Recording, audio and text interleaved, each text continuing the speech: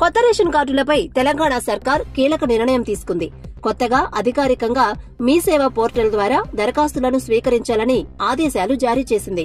ప్రభుత్వం ఈ మేరకు సీఎం రేవంత్ రెడ్డి ప్రభుత్వ ఉన్నతాధికారులకు ఆదేశించారు. కొత్త రేషన్ కార్డు దరఖాస్తుదారుల నుంచి ఫిబ్రవరి నెలాఖరులోగా అప్లికేషన్స్ తీసుకోవాలని ప్రభుత్వం నిర్ణయించింది. ఇందులో భాగంగానే ప్రజాపాలనలో రేషన్ కార్డు కోసం అప్లై చేసుకున్న వారు ఫిబ్రవరి చివరి వారంలో మీ సేవ ద్వారా అప్లై చేయొచ్చు.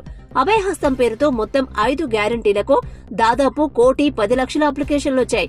ఇందులో అత్యధికంగా కొత్తగా రేషన్ కార్డుల కోసం, ఇళ్ల కోసం అప్లై చేసుకున్న వారే ఉన్నారు.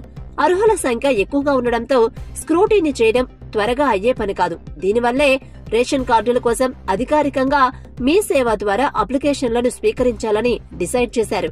కొత్త రేషన్ కార్డులతో పాటు రేషన్ కార్డులో పేరు లేని వారు కూడా మీ సేవ ద్వారా దరఖాస్తు చేసుకోవచ్చని రాష్ట్ర సర్కార్ చెబుతోంది.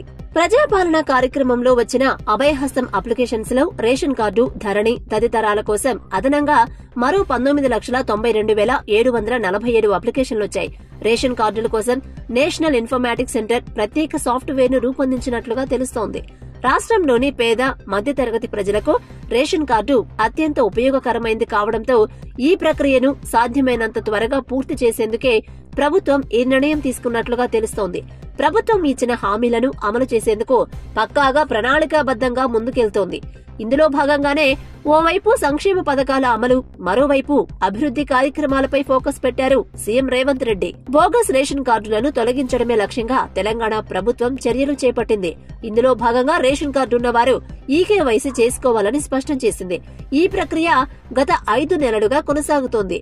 అయితే రేషన్ కార్డు ఈకేవైసీ చేసుకోవడానికి జనవరి 31 తుది గడువుగా ఉంది. ఆలోపు రేషన్ కార్డు ఉన్న ప్రతి ఒక్కరూ ఈకేవైసీ చేసుకోవాలని అధికారులు సూచిస్తున్నారు. రేషన్ కార్డు ఈకేవైసీని సింపుల్ గా చేసుకోవచ్చని చెబుతున్నారు. రేషన్ డీలర్ల వద్దకు వెళ్లి ఆధార్ నంబర్ చెప్పి ఆ తర్వాత వేలిముద్రలు నమోదు చేస్తే ఈకేవైసీ పూర్తి అవుతుందని వివరిస్తున్నారు. రేషన్ కార్డు ఈకేవైసీ చేసుకోకుంటే వారి పేరును రేషన్ కార్డు నుంచి తొలగిస్తామని స్పష్టం చేస్తున్నారు.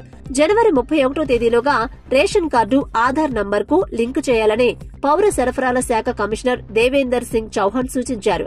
భారత ప్రభుత్వం అర్హులైన పేదలకు ప్రధానమంత్రి గరీబ్ కళ్యాణ్ అన్న యోజన స్కీమ్ ద్వారా రేషన్ బియ్యం, ఇతర సరుకులు అందిస్తున్నారు.